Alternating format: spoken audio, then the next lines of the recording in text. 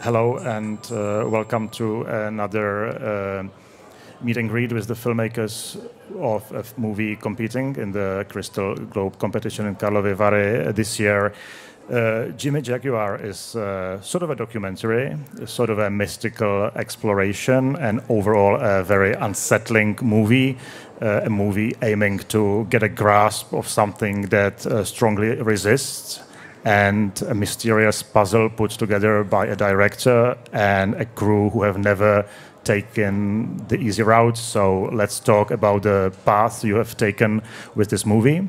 I'm happy to have the three members of the Fliegauf circus here, executive producer Barbara Bernáth, then actress Juli Jakab, and of course the director Bence Fliegauf. Hi and welcome. And I would like to start by asking you, Bence, to take us on the journey you actually took with this movie. How did this whole thing start? And how was the journey for you exploring this very special topic? The journey was long and hard, and we really didn't expect that we will end up in this festival, actually. Especially because we started to create a pilot for a TV series at first, and our aim was to make it in a way like that could be somehow also a standalone feature film. So, but the whole thing was forming during the shooting, because this project is about the experiment of the cinematic language, in a way.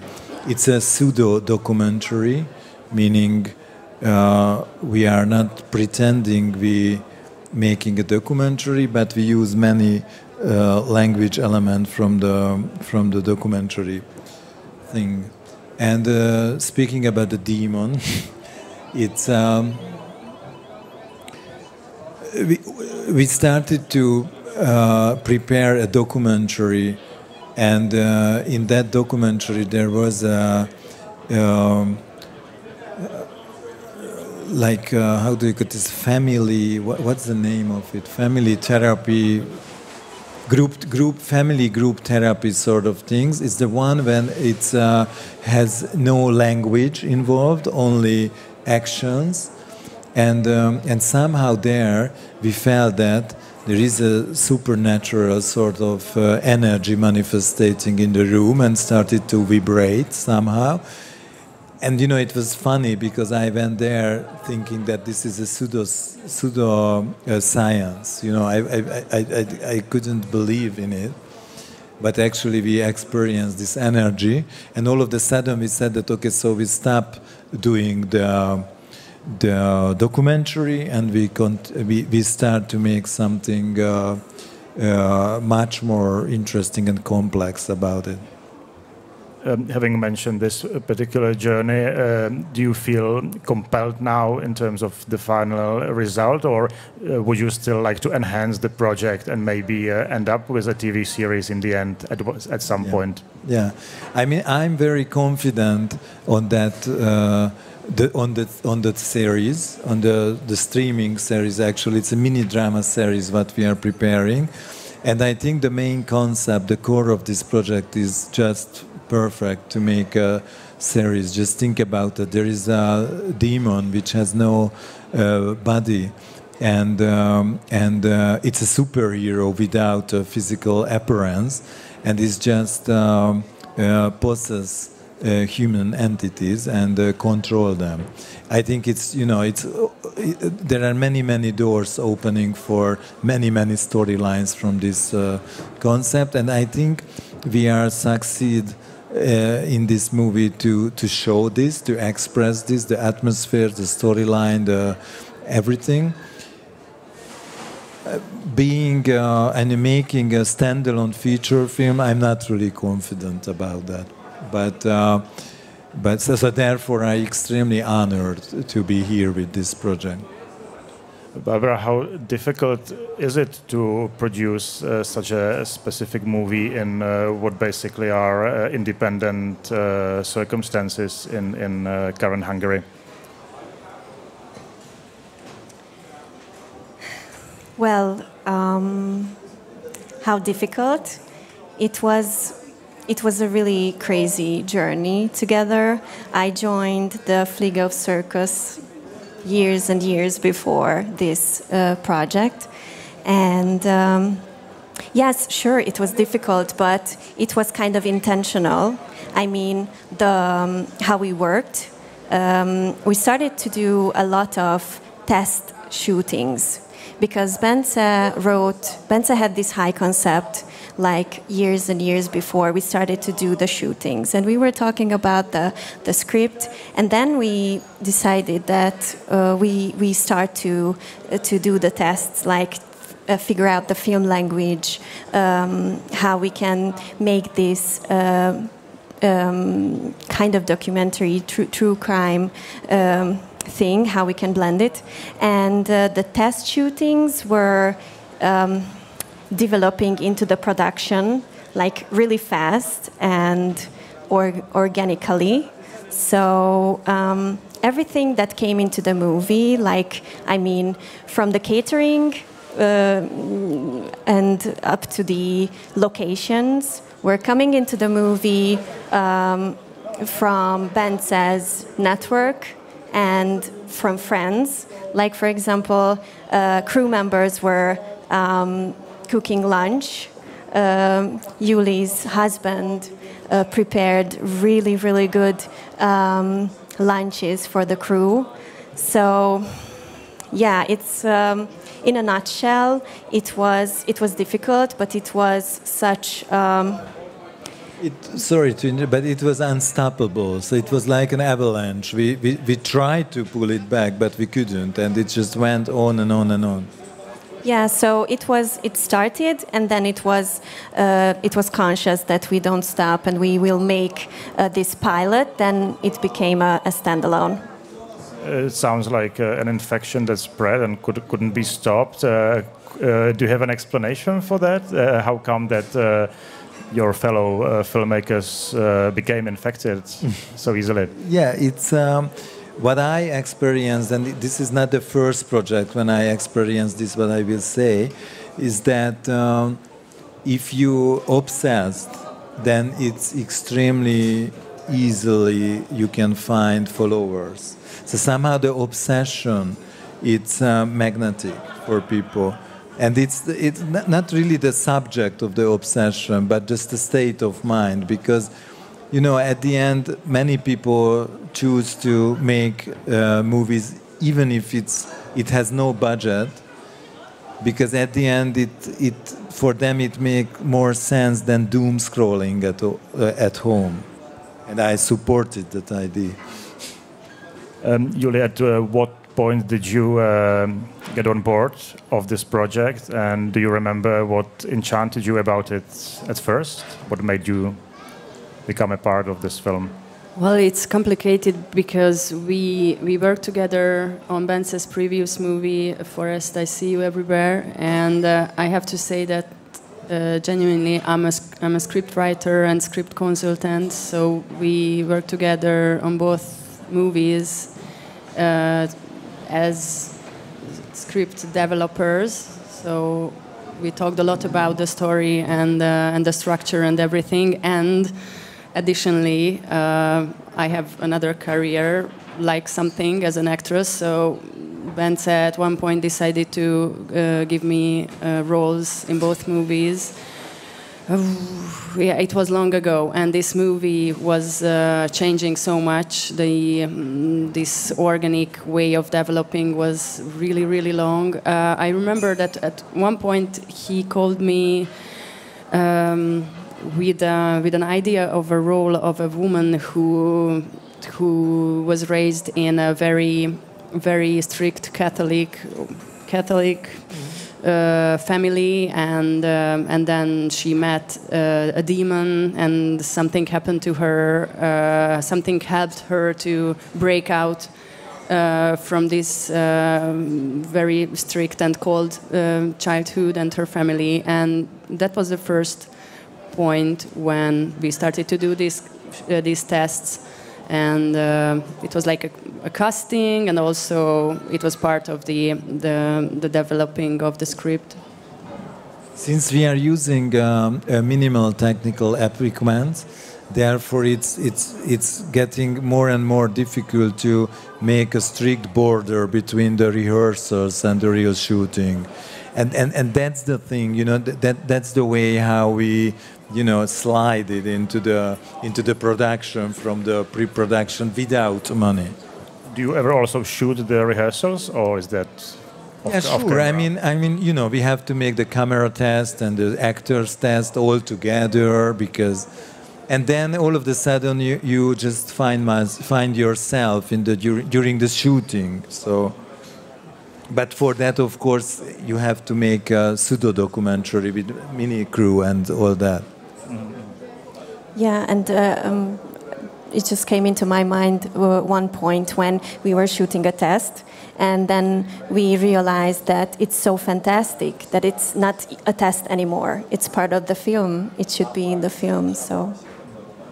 If we dive into the themes of the movie a bit deeper, just yesterday a friend of mine reminded me of a poem which she found very fitting after she's seen the film. It's a poem by Konstantinos Kavafis, a Greek poet, called Waiting for the Barbarians.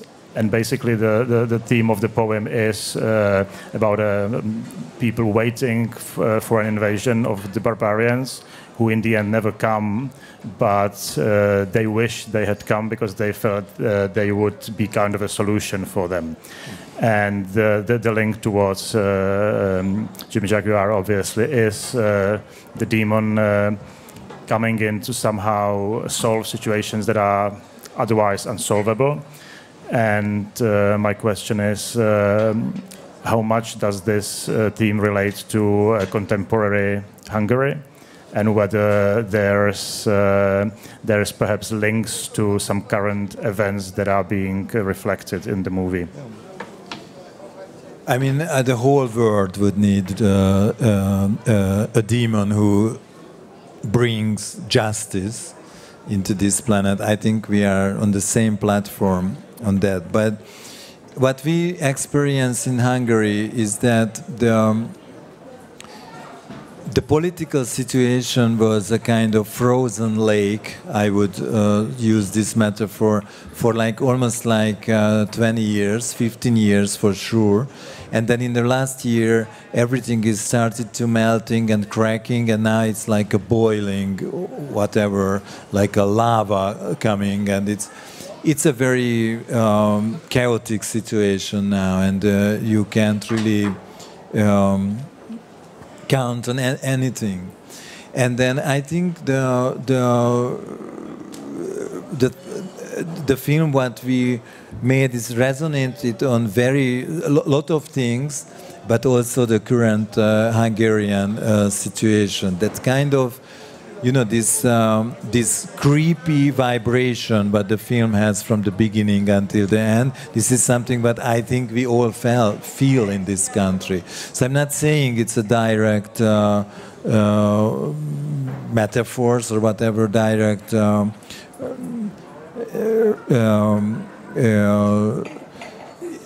It's not that direct, but it's there. It's resonate for the circumstances what we have. Having hinted at some Hungarian specifics, I was also curious to know about the locations. They, of course, set a very specific mood in the movie, but as I do not know those places, I was curious to know whether this might help navigate through the movie as well, or whether you chose them just for their poetic qualities. Well, Puszta is it's like Tatra here. It's that the most enigmatic landscape in Hungary. Petőfi Sándor and all these other poets wrote a lot about it. It's a really multi-layered sort of things. Miklós Jancsó made many films on Puszta, and don't forget Béla Tar, who is again the main view what you have in his films is related to the Puszta. But our we just ended up in the Pusta with much more simple reason. Is that I made a film there 10 years ago called Just the Wind. It was about serial attacks against the Roma communities. And I spent many times on Alföld, Pusta. And the thing is, it's very easy to shoot films on Pusta because it's very free. There are a lot of abandoned houses and all these things. And plus, perhaps there is something even more, perhaps it's radiate all this cultural symbolism what we know from the history. Yeah, and I would like to add that location-wise, it's really it's a big freedom if you are making an independent auteur cinema. And when we were searching for the locations, Bence knows really well Alföld and Pusta because of his previous works. But we could do that production-wise, that we set into a car and we just started to go hit the road. And we were looking for places and locations, and it's a great freedom when you can do that just anytime. And if you have a no budget project, yes, then definitely. Yes, that's what I wanted to enhance. Yes, and I think it's bitter and funny at the same time that it's easier to make a no budget movie than a movie with a little budget, because when you have money, then the crew is starting to grow, and you want to stop the traffic, and people start to think bigger. But when you literally don't have money, then you have to ask friends about, hey, who is the one who has a nice house at the Lake Balaton, and who is the one who let us into it to shoot? And there's always someone. So we could shoot there. We found that nice house that is shown in the final scene. And I'm sure that if we have some money, we couldn't have done it because we wouldn't have enough money to pay for that house. And it's paradoxical. It's a paradox situation. But even though with this system of work, did you give yourselves any deadlines? Because such a process could go on forever, right? Yeah, and it took, now I informed that a couple of minutes ago, it took 4 years, this production. I thought that it's just 2.5, but... No, it's 4. But... yeah, all in all, I think I've always told Bence that it's not that. It's fast, and the deadlines. About the deadlines, I think Bence is really good at creating deadlines for the crew and for himself when he writes. It's not. So it was not an experience that we have all the time in the world and something will happen sometime, but we will really strict with ourselves that this has to be ready and we have to go shoot because we want to finish this movie. And I have to tell you that it was also a strange aspect of this project that very experienced filmmakers made films in a very unprofessional way, so that's also interesting. And I tell them, there are many young people worked in this film, and I told them that, believe me, next time, if we are lucky and we finally get financing for our next movie, you will be very nostalgic about this, what we did. It was more like a camp, or a filmmaking camp with enthusiastic people on board. As it took rather long, how difficult was it for you in terms of acting to keep coming back, reprising that role during so many years? It was a peculiar thing. I don't know. It's nothing like I don't know Normally any yes 14 days anything else. But I cannot separate this from my script consultant persona, because it was always very intriguing to get back to the story and listen to Bence's new ideas and where the story goes. It's a very nice process. I wouldn't give it for anyone else. So anything else. There was a shot so Juli became pregnant during the shooting.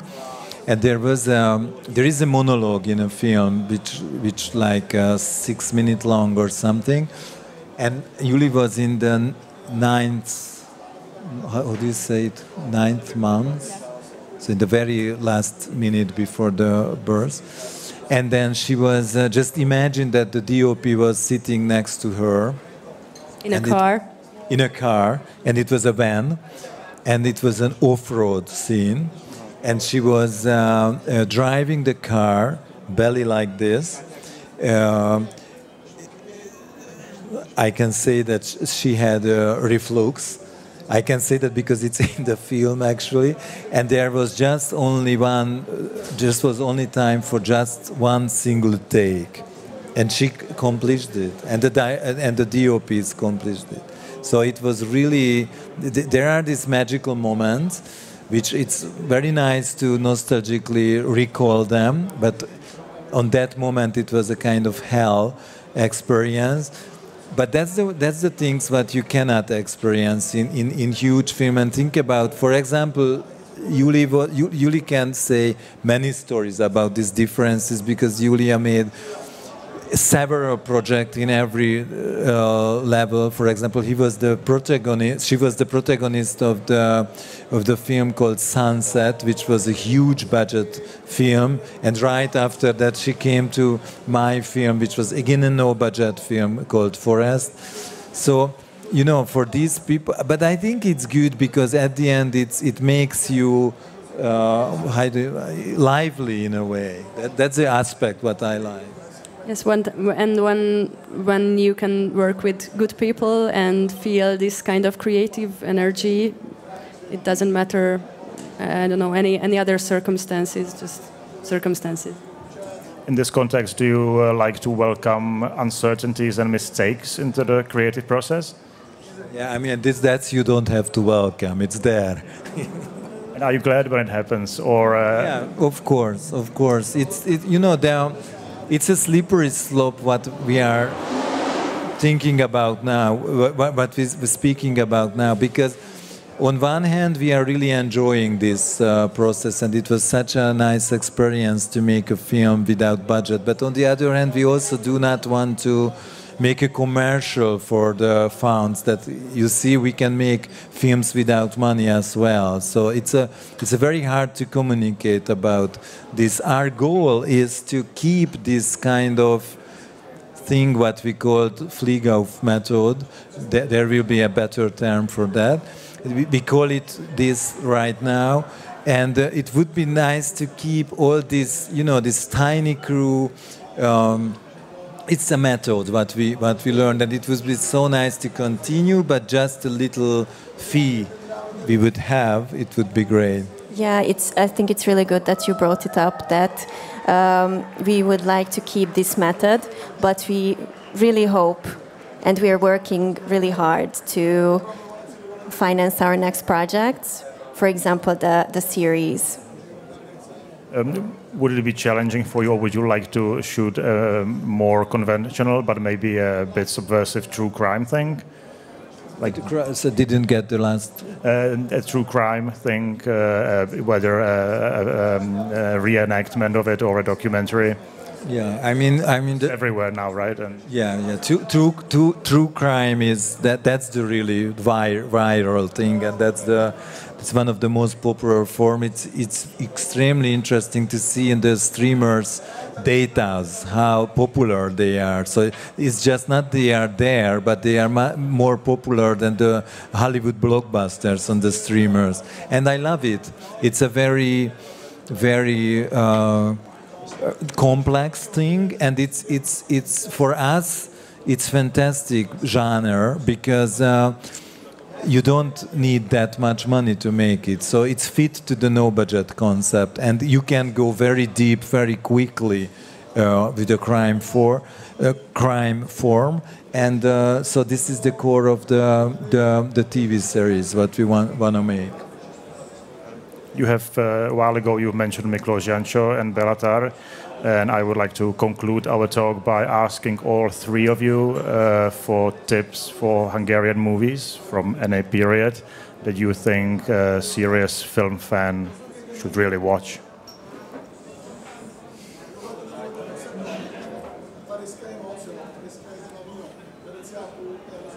I think I can say that I'm very proud of the recent Hungarian movies, of independent movies, because slowly we start to turn towards current themes and the current situation. We start to make stories about it, and that what the Romanians started, I don't know, decades ago. Yes, I think it's worth to watch these movies. Like I don't know the English title of Fekete Pont. Yeah, én is mondtam volna. De mi a címe? Fekete Pont, Black Dot. I don't know the English title. Red Score or Red Score. Or Explanation for Everything. That's Gábor Reis's movie from 2 years ago, and that one talks a little bit about not that little about the current atmosphere of Hungary, and I think it's an important work that has to be done. And there will be many projects like that. So we know that they are ongoing shootings going on with no budget movies. It's interesting to see the parallelity to how the film found, how those founded projects going on, which usually make deals with the historian events, and there are these no budget movies which try to mirroring the contemporary climate what we have in the country. Yeah, I would like to join to Juli that the first movie was coming to my mind. The Hungarian title is Fekete Pont, which is black point, black dot. Let's black call it dot. like that. When you get a bad score in school, and I think that's a good one. But there are many projects which are ongoing, making by young people, and they will show up, I think, in the festival circus as well. So we are ending on an optimistic note. That's good. Thank you so much, Juli, Barbara, Bence, for being here with us. Thank you. Thank you. Thank you. Thanks.